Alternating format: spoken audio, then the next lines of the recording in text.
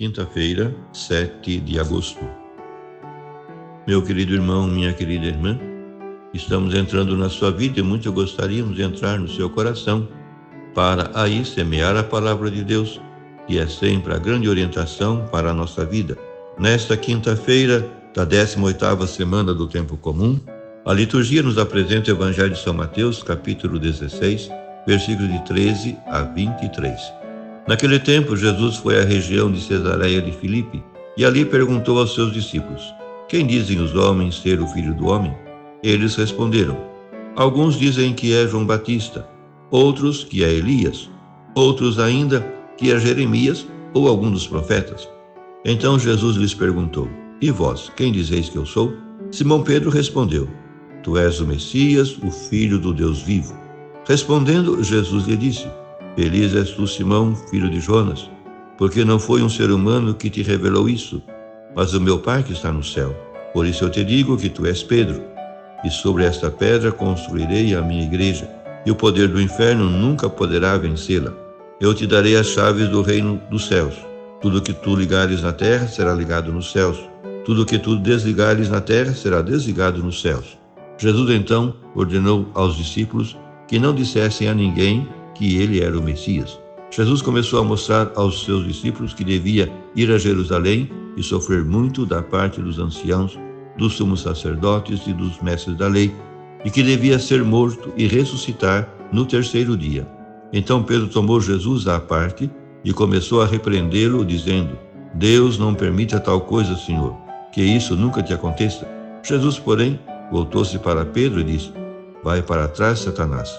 Tu és para mim uma pedra de tropeço, porque não pensas as coisas de Deus, mas sim as coisas dos homens. Meu querido irmão, minha querida irmã, a passagem da profissão de fé e do primado de Pedro, juntamente com os anúncios do Messias sofredor, as condições do seguimento de Cristo e a sua transfiguração, constituem o prólogo ao discurso eclesial. No Evangelho de hoje, partindo das perguntas de Jesus aos seus discípulos, distinguimos estas 4 partes. Primeiro, identificação de Jesus com a multidão. Segunda, profissão de fé de Pedro. Terceira, primado eclesial do apóstolo. E quarto, reação deste perante o anúncio por Jesus do Messias sofredor.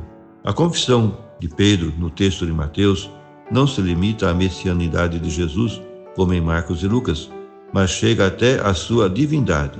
Tu és o Messias, o Filho de Deus. Afirmação cristológica que supõe a revelação do Pai, como lhe diz Jesus. Aqui se adianta já a fé pascal dos apóstolos e da comunidade cristã depois da ressurreição do Senhor. A quarta parte, a reação negativa de Pedro, demonstra que a sua fé messiânica e cristológica, assim como a dos outros companheiros, era menos lúcida do que sugeriam as suas palavras. A terceira parte, o primado eclesial de Pedro, é exclusiva de Mateus. Sendo importante, não é mencionado na passagem paralela dos outros 2 sinóticos. Se nesses 2 evangelistas o protagonismo absoluto da cena é de Cristo, ficando Pedro em segundo lugar como interlocutor oponente, em Mateus, ao contrário, dá-se muito relevo à pessoa de Pedro.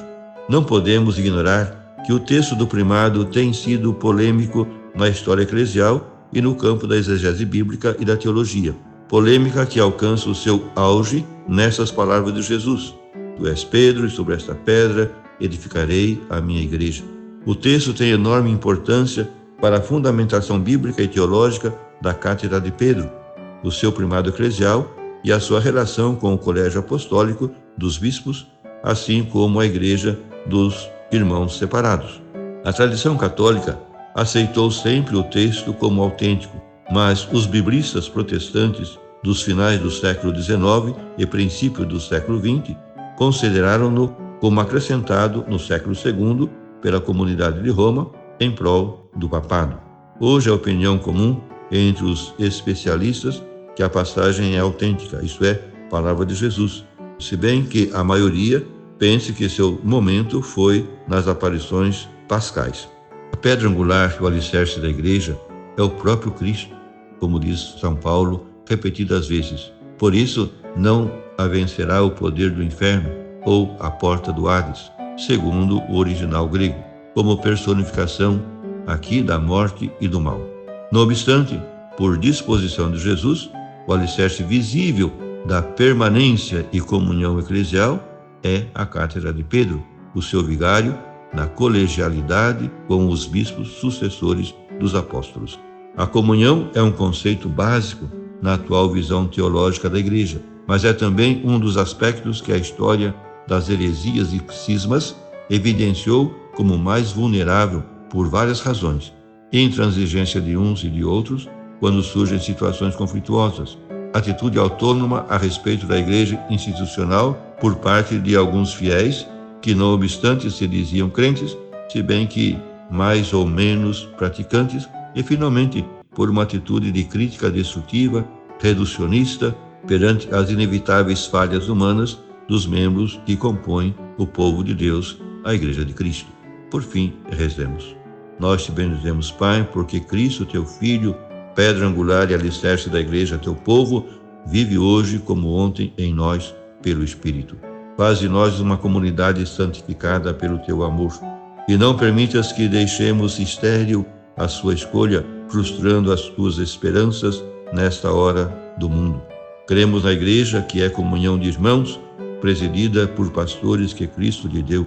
Faz, Senhor, que o teu povo se mantenha unido para que, perseverando na fração do pão, tenhamos um só coração e uma só alma. Amém. E a você, meu querido irmão, minha querida irmã, que me acompanhou neste encontro com a Palavra de Deus, desça sobre ti a bênção de Deus Todo-Poderoso, Pai, Filho e Espírito Santo. Amém.